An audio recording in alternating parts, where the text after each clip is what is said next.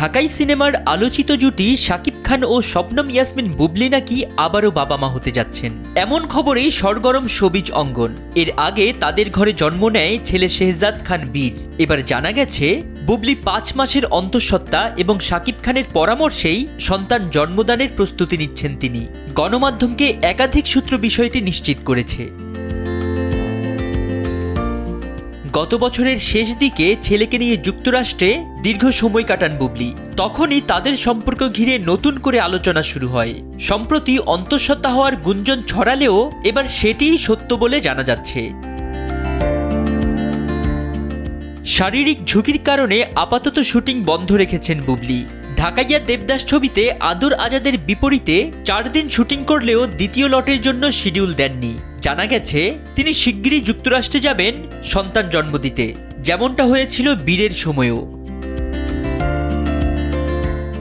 এদিকে প্রযোজক জাহাঙ্গীর শিকদার জানিয়েছেন বুবলিকে ছাড়াই ছবির বাকির কাজ শেষ করতে হবে, কারণ প্রায় 1.5 বছরের বিরতিতে যাচ্ছেন নায়িকা। উল্লেখ্য 2020 সালের 21 মার্চ যুক্তরাষ্ট্রে প্রথম সন্তান জন্মের খবর নিজেই প্রকাশ করেছিলেন বুবলি। বর্তমানে তার পিনিক্স সিনেমা মুক্তির অপেক্ষায়, আর সর্বশেষ তাকে দেখা গেছে জঙ্গলি সিনেমায়। ফরিদ উদ্দিন মোহাম্মদ, সময়ের আলো।